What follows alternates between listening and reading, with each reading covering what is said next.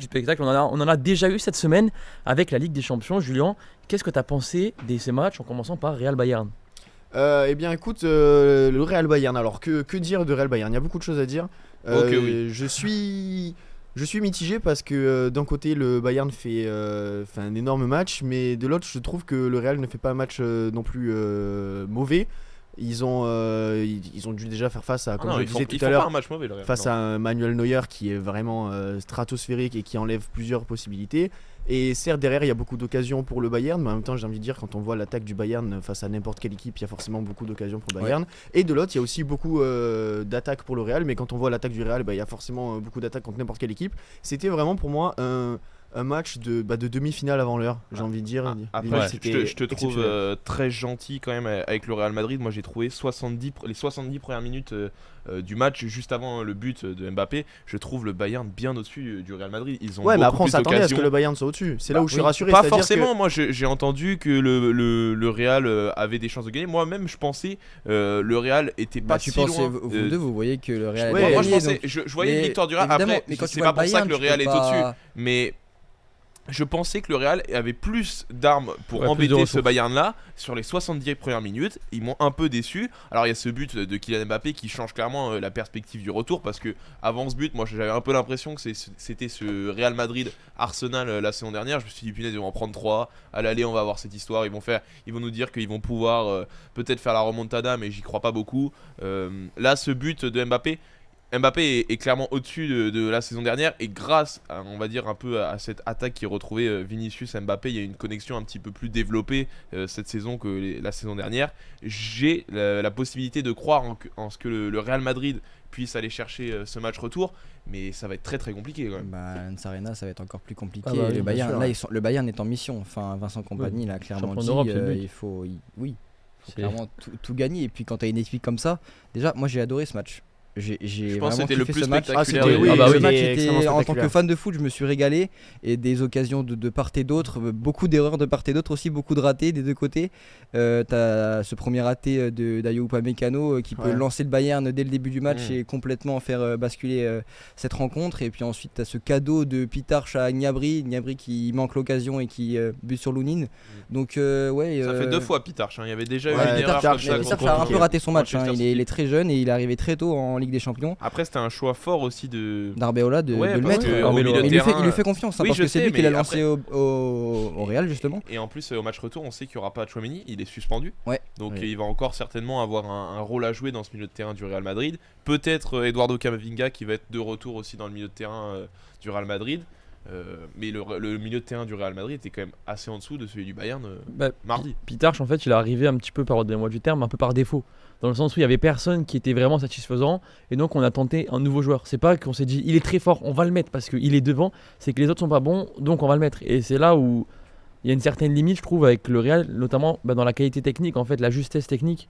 Je trouve que ils arrivent à faire leurs exploits, ils arrivent à, évidemment, parce que c'est Real Madrid, parce qu'ils ont Mbappé, ils ont Vinicius, Bellingham, ils ont des super joueurs. Bellingham n'a pas joué, donc bon, c'est non, mais je parle il a joué, il est rentré, il est rentré, mais c'est pas lui. Son entrée a été très intéressante d'ailleurs, parce que c'est à partir de son entrée entrée que le Real égalise, et on a un peu plus dans la perspective de se dire que le Real a une chance de battre ce Bayern. Non, j'y crois pas.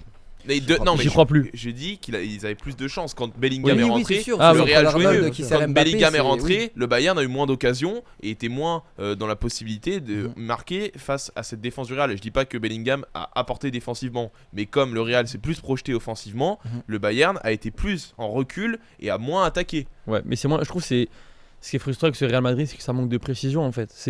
On a l'impression que ils envoient devant. Moi je les trouve chirurgicaux quand même. Non, mais quand je dis précision, je parle de précision technique. Bah ouais, mais non, en fait, ce truc c'est pas chirurgicaux, surtout quand t'as un Neuer en face qui est en feu, t'es pas chirurgical. Non, mais ce que je veux dire, c'est qu'ils ont eu beaucoup moins d'occasions que le Bayern, de grosses occasions selon moi, et finalement ils s'en sortent bien avec ce 2-1. Moi je trouve que le Bayern a beaucoup d'occasions. Mais c'est là où je suis occasion aussi à un moment. Vinicius juste avant le but d'Mbappé qui a ce 1 contre 1 face à Neuer, et Neuer qui l'empêche de marquer. Après Neuer sur ses appuis, le coup. c'est une énorme occasion qu'il a Vinicius, et là déjà tu vois le manque d'efficacité criant des Madrilènes, et surtout de Vinicius qui est en manque de confiance depuis le début de la saison, qui est un peu mieux là en 2026, mais qui a quand même encore du mal. T'as Mbappé qui fait son match, qui fait un très bon match d'ailleurs. Un très grand match Mbappé. Un très grand match, j'irais pas jusque là. Moi j'irais jusqu'à cas très grand. Un très bon match et c'est lui qui a clairement porté son équipe vers le haut et qui s'est créé le plus d'occasions du côté de Madrid. Donc oui, à voir, mais c'est surtout cette défense et ce milieu qui a été assez faible du côté du Real. Alexander Arnold qui fait un super centre pour Mbappé, mais sinon son match il est pas bon. Carreras à gauche c'est terrible. C'est très inquiétant derrière. Il se fait prendre à chaque fois par Michael Olise. Je ne sais pas, j'ai pas la stat sous les yeux, mais Michael Olise a dû passer 10 fois sur le côté droit. On avait l'impression qu'à chaque fois que la balle allait du côté de Michael Olise, mais il y a danger à chaque fois. À chaque fois qu'il touche le ballon, c'est danger. Olise, c'est monstrueux et pour moi c'est l'homme du match. C'est lui qui fait basculer le match. De qui, Olise? Par Olise, quand tu parles d'Olise aujourd'hui, tu me parles dans ce moment le meilleur joueur de la planète. C'est pas le meilleur joueur de la planète, mais c'est l'un des. Cette saison, c'est l'un des favoris pour le Ballon d'Or. En ce moment, c'est le meilleur. Oui. Parce que là, c'est le plus complet. 25 passes D les stats, et puis il n'y a pas que les stats. Après, on sait qu'en Bundesliga, le système de passes décisives n'est pas le même. Oui. Quand on provoque un penalty, ça fait passe décisive en Bundesliga. Ce que je trouvais plus légitime. Moi, je trouve que j'aime bien ce système. Oui, mais après, c'est vraiment un truc pour avoir le plus de statistiques. Non, mais même en Ligue des Champions, tu le vois là où il disait le match qu'il fait, tu comprends le joueur que c'est. En équipe de France, tu le vois. Et encore en équipe de France, il est en dessous du niveau du Bayern. Là, il fait un match. C'est aberrant. Un tel match à ce niveau-là. Alors que le mec a 24 ans, ça fait 2 ans qu'il est là, il était à Crystal Palace, à Reading. Surtout qu'en équipe de France, il a pas le même rôle que il a pas les mêmes responsabilités. Il est meneur de jeu en équipe de France et sur le Bayern, Compagnie le met sur le côté droit avec le Bayern et on voit qu'il s'adapte à tous les postes offensifs et qu'il sait tout faire. Et puis t'as un Harry Kane qui est revenu de blessure, qui a eu du mal mais qui marque ce but dès le retour de la seconde période. Qui met une superbe frappe, donc cette équipe du Bayern, justement, c'est elle qui est chirurgicale et pas le Real. Bon, donc, je vais pas trouver ça, mais... Par rapport au Bayern, qui manque énormément d'occasions aussi. Il manque énormément de choses. Oui, tu peux pas dire que le Bayern a été chirurgical. Mais plus chirurgical que le Real en tout cas. Moi je trouve pas. Après, quand je suis pas d'accord non plus, je trouve que le Real au niveau du mais quand tu vois le score. Mais quand tu vois le score, d'accord, mais on parle du nombre de parades de Manuel Neuer ou pas? Voilà. Parce que c'est-à-dire que si tu mets notre gardien en face, le Real, je pense qu'ils en mettent 3 ce soir. Mais donc le Real a moins été chirurgical que le Bayern. Mais le Bayern a raté d'énormes occasions. Donc surtout en fait, aucun n'a été assez chirurgical. C'est ça. C'est moi qui ai employé le terme, en fait, je l'avoue. Mais c'est le Real a beaucoup plus un jeu de contre-attaque qui prône à avoir moins d'occasions. Et juste pour revenir sur le match d'Mbappé, moi j'ai énormément apprécié le fait qu'il défende la semaine dernière. Il a super bien défendu. On en parlait. Il a fait cet effort défensif que Vinicius ne faisait pas. Et ça a complètement contribué aux petites occasions, enfin aux occasions du Real pendant ce match. Moi c'est quelque chose qui me rassure aussi avec le Real, c'est le fait de voir cette équipe qui est vraiment, on va dire, parce qu'il y a quelques déconvenus, mais qui est quand même un bloc qui se soutient. Il y a un collectif quand même qui s'est bien créé, je trouve, au Real. Et au final, ils perdent ce match, mais en même temps, ils arrivent dans ce match en n'étant pas favoris.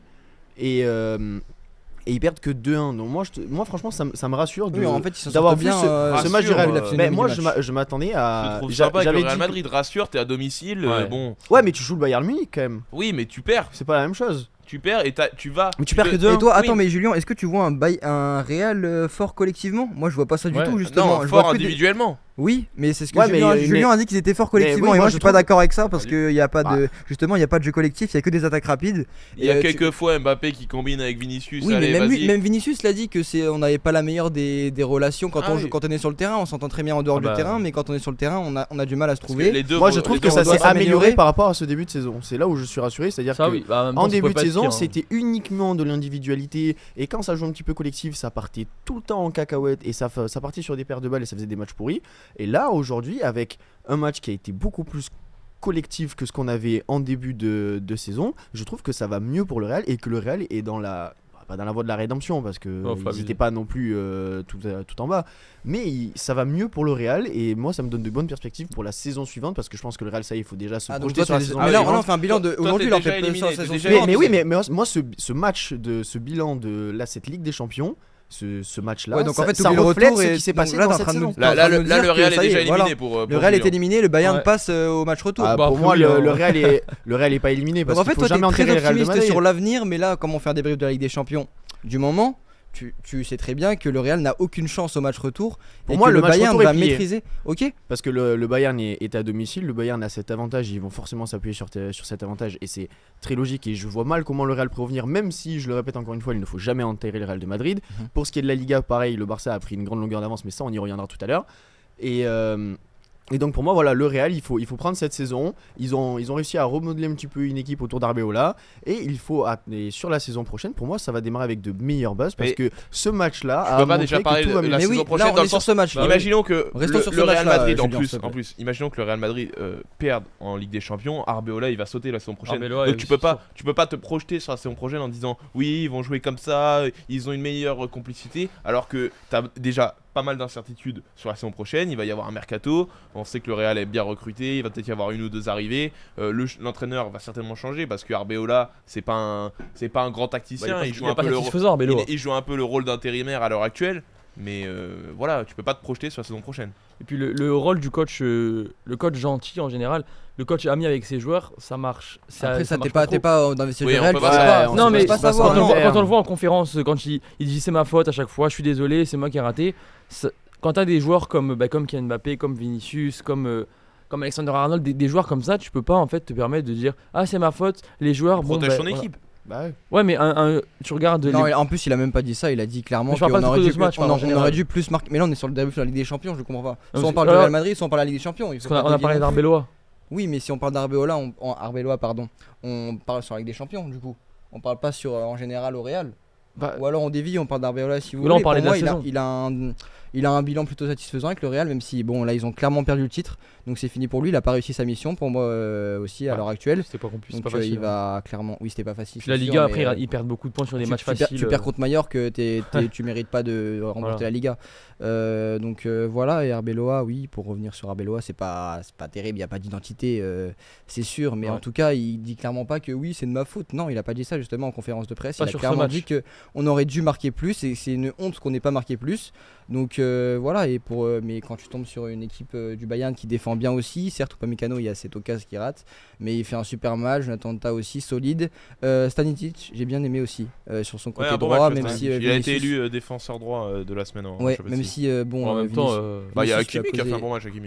Hakimi oui aussi. Et puis au milieu t'as Kimmich qui est vraiment un élément essentiel de ce Bayern Munich là, de l'ère Vincent Kompany, qui fait une énorme performance.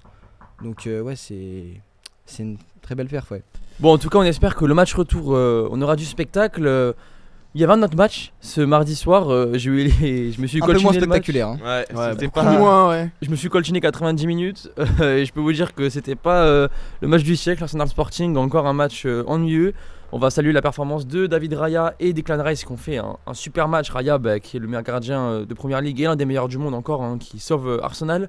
Voilà, il y a ce but de Havertz grâce à cette superbe passe de Martinelli à la 91e. Mais à part ça, il n'y a rien à dire de plus. C'est un 1-0 miraculeux parce que franchement, le Sporting a dominé tout le match de la tête et des épaules. Il n'y a rien à dire. Il n'y a rien à dire sur ce match. Clairement, moi c'était l'affiche qui me plaisait le moins des quatre et j'ai compris pourquoi en regardant le match. On peut juste dire que le Sporting a fait une très belle performance et qu'il a encore une chance au retour avec. C'est pas dit que le Sporting il y a qu'un but d'écart et puis quand tu vois le Sporting jouer là, Arsenal n'a rien prouvé sur ce match, donc j'ai hâte pour le retour. Parce très intéressant. On va avoir un Sporting qui va être obligé d'être offensif, et voir un Sporting offensif en général ça nous donne toujours des matchs spectaculaires. Donc le retour sera normalement bien plus intéressant que ce qu'on a pu voir à l'arrivée. Arsenal ne va pas tout perdre cette saison, je l'espère, parce que ce serait vraiment malheureux pour cette équipe. Ils sont quand même en avance en Première Ligue. Ouais, en Première Ligue, mais il reste que la Première Ligue. Après là, si ils perdent dans la Ligue des Champions. Après ils ont gagné, on parle comme s'ils avaient perdu, mais ils ont gagné. Donc, oui, mais là, prochain tour, ce sera contre justement ce match dont on va parler, l'Atlético ou le Bayern, qui était le match du mercredi, le match le plus spectaculaire du mercredi. Celui où il y a pas mal de pronostics qui sont passés grâce à celui-là, plutôt des cotes un petit peu hautes. Les gars, Atlético Barça, Louis n'était pas avec nous quand on l'a regardé, donc il parlera en dernier. Lucas, qu'est-ce que t'en as pensé du match ? Bah écoute, j'ai trouvé une Atlético de Madrid bien en place, franchement. Ils ont fait un match très solide et jusqu'au carton rouge de Pau Cubarsí, on avait deux équipes qui avaient leur plan de jeu, qui respectaient complètement les directives de leur coach. Et quelque chose que je tiens à dire sur l'Atlético de Madrid, c'est qu'on a souvent crié qu'ils faisaient que de défendre. Et pourtant, aujourd'hui, moi je trouve qu'ils ont vraiment un potentiel offensif assez intéressant avec Griezmann, Alvarez, Simeone, Ademola Lookman. À chaque fois que l'Atlético Madrid joue un match un peu important contre le Real Madrid, contre le Barça, il y a toujours des buts. C'est toujours sympa à regarder. Moi j'aime bien comment joue l'Atlético. Cette saison, c'est pas nouveau, c'est depuis cette année. Ah oui, non, mais je parle de l'année en général. C'est clairement plus spectaculaire à avoir joué. Et ça marche même mieux, puisque à l'heure actuelle, l'Atlético a gagné 2-0 au match aller et est en passe de se qualifier pour les demi-finales. On verra ce qui se passe s'il passe après. Ça marche mieux, on sait pas, parce qu'avec ce genre de. Bon, c'est il y a longtemps, c'était il y a 10 ans, mais bon, ils ont quand même fait une finale de Ligue des Champions. Oui. Enfin, après, c'est pas la même qualité d'effet. C'est pas la même époque. Il y a une qualité c'est pas la même époque. Si tu regardes Ronaldo, par rapport aux 2-3 années précédentes, moi, le jeu de l'Atlético me convient beaucoup plus que je suis d'accord. Mais de toute façon, là, on avait deux équipes offensivement très fortes. C'est les deux équipes qui marquent le plus en Ligue des Champions. Et l'Atlético a joué son match, même si le Barça a clairement dominé cette rencontre. En première période, t'avais Rashford très dangereux sur le côté gauche, Yamal.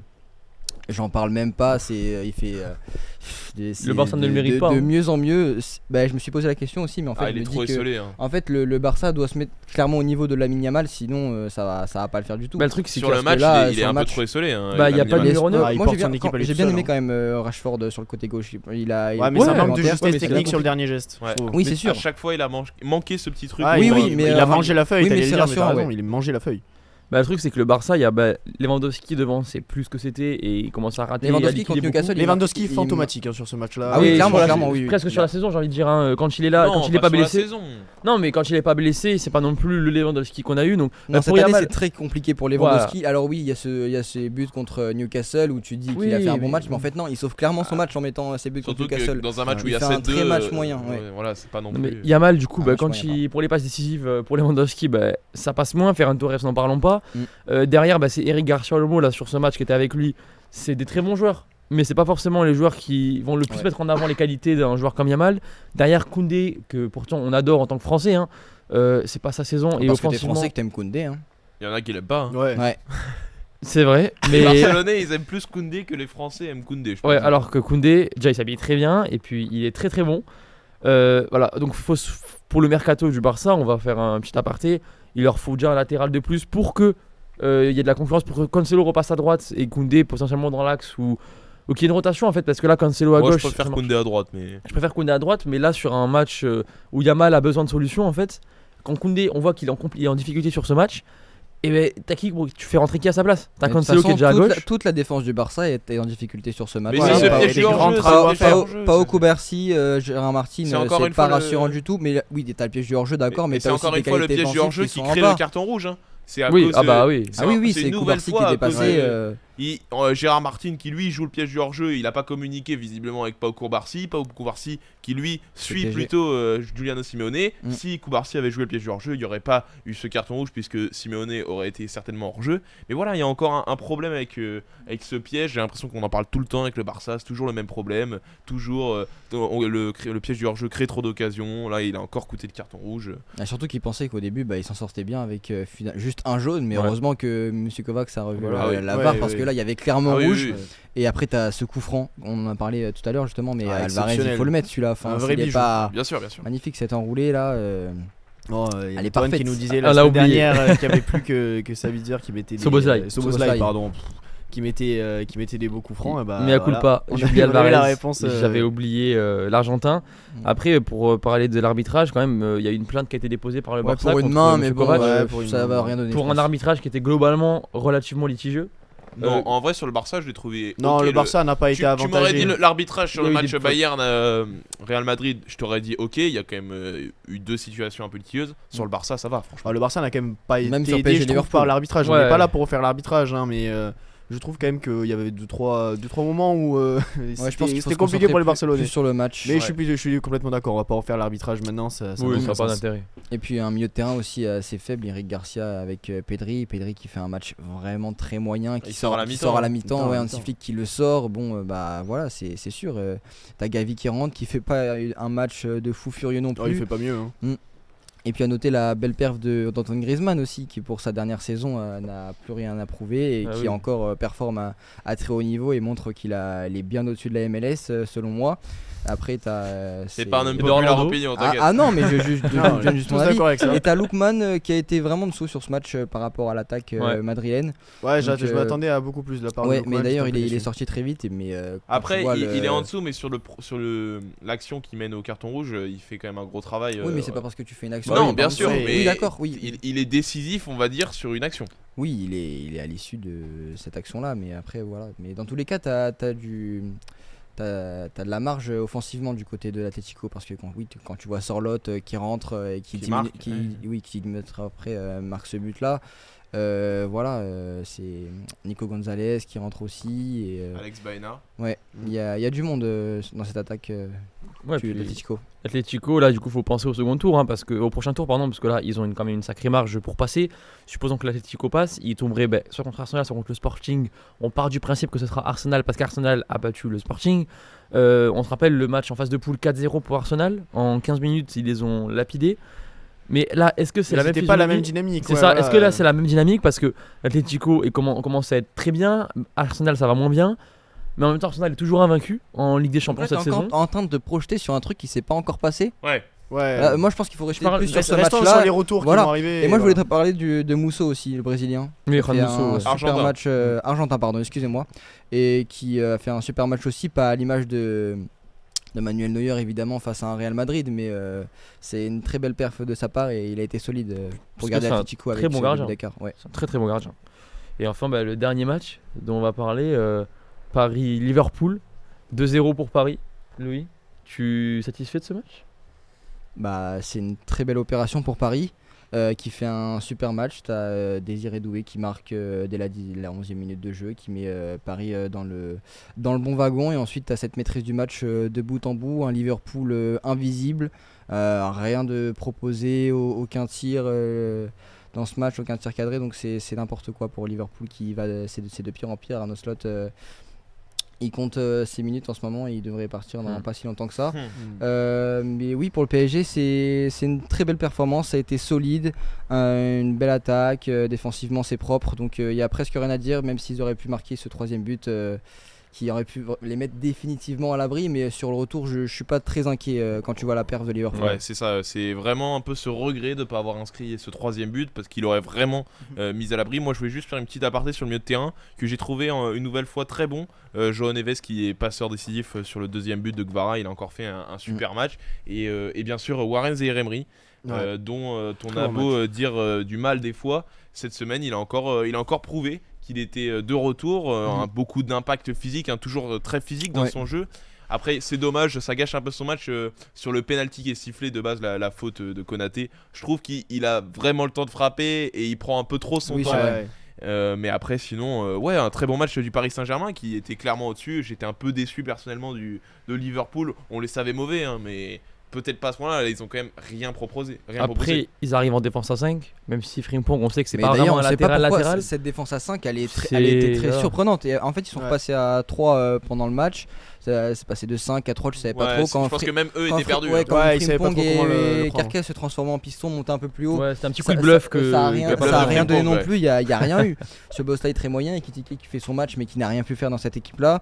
Wirtz aussi. Donc, mais après, quand tu tombes sur un Paris solide comme ça qui maîtrise son match, évidemment que des occasions se créent moins et Paris m'a impressionné en vrai. On sait que pas surprenant non plus. Ils sont là. C'était pas surprenant. Je veux dire, on s'y attendait. On s'y attendait de quoi ils sont capables. Ils m'ont quand même impressionné parce que c'est une belle perf qu'ils font. Il faut quand même le réaliser ce match. Faut être solide, faut les marquer ces buts là parce que dans ce genre de match, et on l'a vu l'année dernière, t'as beau avoir toutes les occasions du monde, t'es pas à l'abri de te prendre un but à la dernière seconde du match et on l'a vu l'année dernière avec McAllister. Donc à voir. McAllister l'an dernier ? C'était Harvey Elliott. Ouais, j'ai confondu, pardon. Hervé Elliott. Ok. Ouais, mec, s'il te plaît. Non, pas du un peu d'expertise. Sérieux, s'il vous plaît. Donc Julien, toi tu trouves quoi de Paris ? Non, moi je suis aussi content de cette performance du PSG qui montre encore une fois qu'ils sont là dans cette Ligue des Champions, qui prennent la compétition au sérieux jusqu'au bout et encore heureux, j'ai envie de te dire. Et déçu qu'il n'y en ait finalement que 2 qui sont inscrits à la fin de ce match. Ils auraient pu en mettre plus que ça. Le retour à Anfield sera pris à mon avis avec la même dynamique. Donc voilà, pour moi il n'y a pas beaucoup d'enjeux encore là dans ce match retour pour le PSG, qui vont pas le prendre à la cool mais qui vont pouvoir du moins arriver avec beaucoup moins de pression Et d'un côté, ça va peut-être nous obliger aussi à avoir un Liverpool qui va donner un peu plus de peps dans son jeu, parce que avec 2 buts de retard à rattraper, ils vont être obligés d'être offensifs dès le début de ce match. Donc on va peut-être voir quelque chose un petit peu de nouveau de la part du Liverpool. C'est pas sûr, mais en tout cas c'est quelque chose qu'on espère pour le spectacle et pour le football en lui-même. Donc voilà, hâte de voir ce match retour, même si c'est pas forcément celui que je regarderai en priorité, parce que quand on voit ce qui s'est passé du côté de l'Atlético et du Barça, ça m'a l'air un petit peu plus attrayant. Oui, et puis pas du tout. Et puis c'est Anfield, donc peut-être que les Reds vont être poussés par leur public.